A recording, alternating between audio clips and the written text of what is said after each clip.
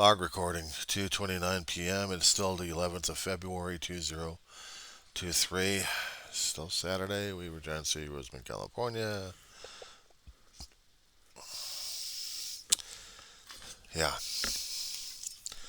Coming across some episodes I keep seeing left and right of Voyager.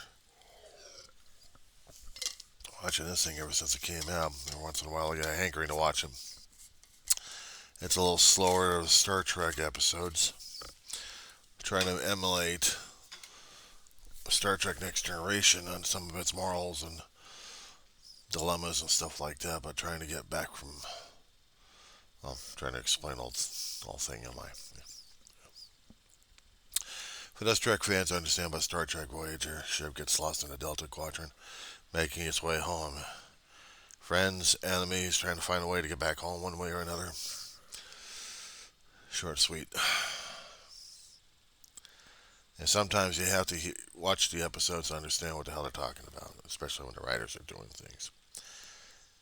There was a lesson that one of the main characters had to learn concerning about the being youthful and being youthful-minded and being impetuous versus the older farts who are getting more and more older and senile. That is Skylight, by the way. That's the sun out there trying to hide my clouds. We got overcast out there.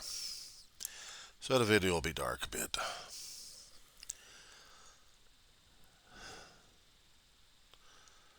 I've been dealing with a hell of a lot of stress and dealing with a lot of depression. That's why I'm a little,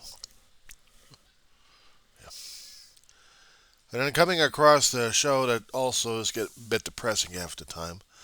I hate to say it, but sometimes Star Trek is a little bit depressing because every time it gets more and more depressing, I'm understanding more and more things about myself. And I'm like, oh, great. When I was a lot younger, I could deal with the excitement, I could deal with the adventure. And then when I get older, I'm understanding more and more the themes that they were talking about. I'm like, oh my God, I'm getting old. When I have to understand completely and utterly about being hopeful and youthful about things and experiences, and then being shaken apart, and you have to reevaluate and re-examine like crazy. Why did you go through this? How is this going through? Why are the other people going through this kind of thing? How does this affect me one way or another? I had to tell you something, Scooter Boy, but yeah, it does. It does. It does affect me a great deal. Affects me too much sometimes. This is not deliberate. This is just being put there. I was going to be doing another video on the other one, but sound quality sounds like it's tunneled.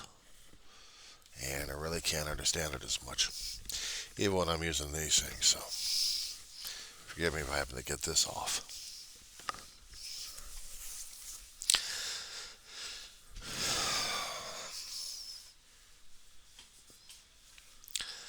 In my youth, I courted adventure, at least in my head.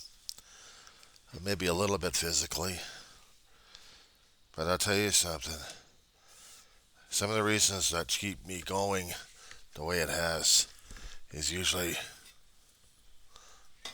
revealed one way or another. Yeah.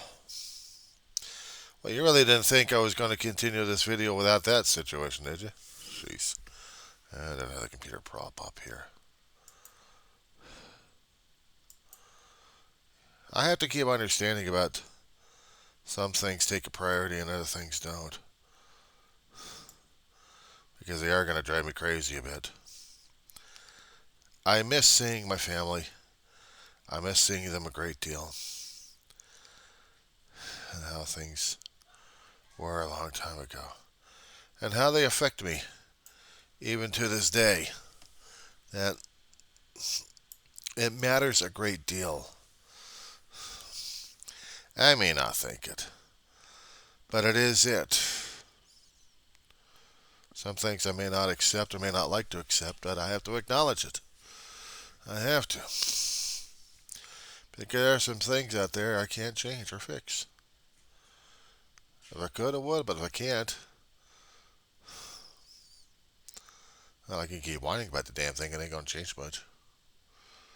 My perspective, my learning about new things and comparing them to the old things, that's going to be constant because it's what my experience is and what I learned compared to what new data is coming through and whether or not if there's any common elements for me to understand. And sometimes it's just not that easy. How do you explain to how do you explain to others concerning about what you're going through right now? Kids can't. No context, no perspective unless they talk to another kid and try to understand their language or they're trying to understand each other. But to an adult, you get into a life shattering, changing moment where it takes time to reflect why it happened. Not just the mechanics, but the reason for it. We can try to understand the damn mechanics so we can avoid left and right, but why did it happen in the first place? And why are we reacting in this kind of fashion? Why would I be reacting in this kind of fashion or trying to talk about it like crazy?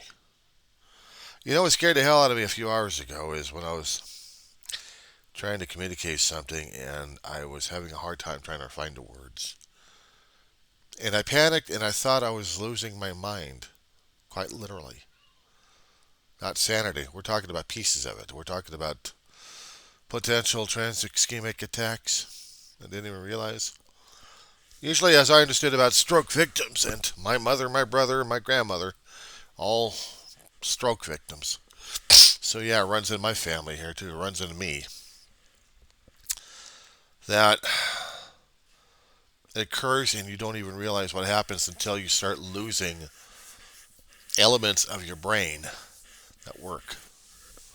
That's life changing. And that's pure reflective. And it scared the hell out of me so much that I really had to shut myself down almost quite literally and just let my brain process.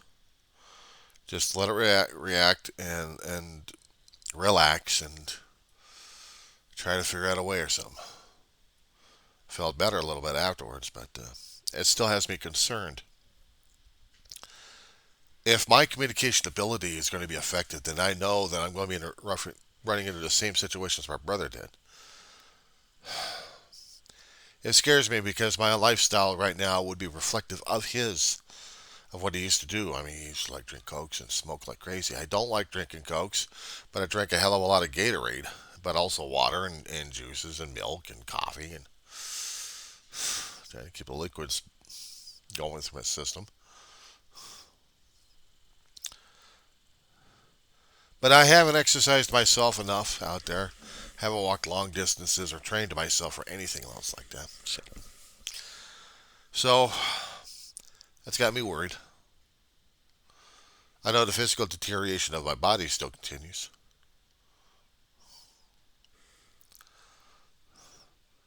Still got me concerned because maybe I'm coming up to the end and not even realizing it. Or maybe I'll come to the end prior to that and then I'm really going to be screwed. But here's one thing that'll probably either excite me or freak me out. What happens if, in the next few years, that once I reach to 60,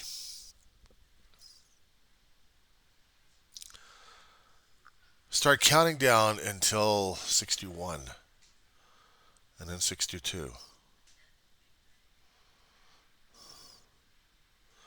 If I can live to 61 and then 62 and maybe a little bit beyond that, I may be getting older and frailer and more broken now, but at least I'll be alive. Maybe I'll be alive to try to do something if I can. Maybe if I got time for it, the strength for it.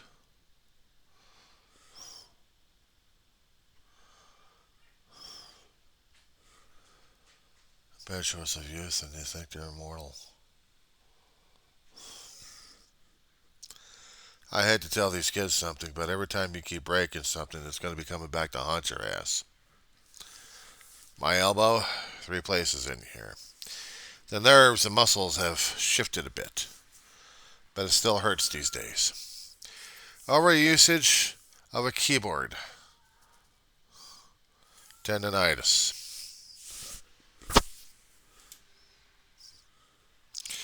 Repetitive motion disease on that one.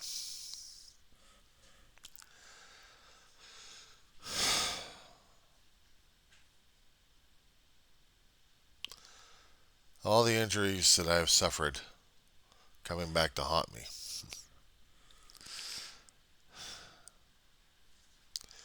Not exactly reflective I want to go through, but it's it's a process. It's bad enough I have to try to put into words about my own mental status of whether or not if I'm actually functional or not, if I am thinking or not, if I'm actually able to communicate something or not. And is the communication being effective? Is it being understood? Am I sounding like I'm I'm not affected by a stroke? Or am I being affected by a stroke? Depending upon my speech patterns and how I'm looking for words, if the aphasia's kicked in, if the comprehension center is now working properly. The other thing I'm going to be worried about is mobility at this point over here, whether or not I'm going to be able to get around as much and try to take care of myself as much as possible. If the memories are being affected left and right, if I'm getting deficient in my memories where I can't even think straight, you know what scared the hell out of me? Is earlier today, I was taking my dog out for a walk, and I totally forgot to put her lead on. Here I am seeing Mama's walking in the yard. Perfect opportunity for her to run out and get hit. It's always been my fear in this place. So I always have her on a leash because I can pull her back and lift her up and then get her to safety. But without that, I'm hoping maybe she understands me and she's not freaking out as much, and then she's able to do her business out there. But she gets playful enough and she'll run over to the house. That's what she did today. She'll run to the house, to the door. She'll feel safe. She'll wait for me. But it still scared the hell out of me because I still could lose control over that. And that's what scares the hell out of me right now. So I'm losing control over that.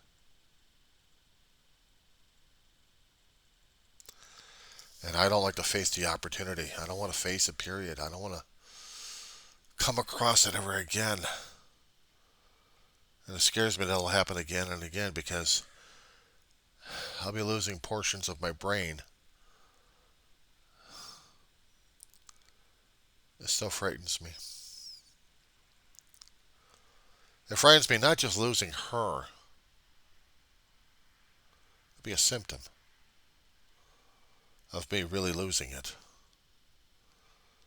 And not really able to take care of myself and have to depend upon somebody else and then somebody else making decisions about my life. I'm scared. That's what scares me. Being youthful, you can try to be reflective about a lot of things, but you get older. See your life already passed before your eyes. In so many ways.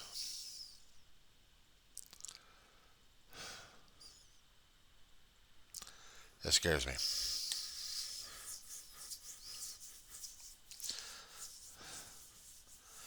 Anyway, something I had to get off my damn chest anyway.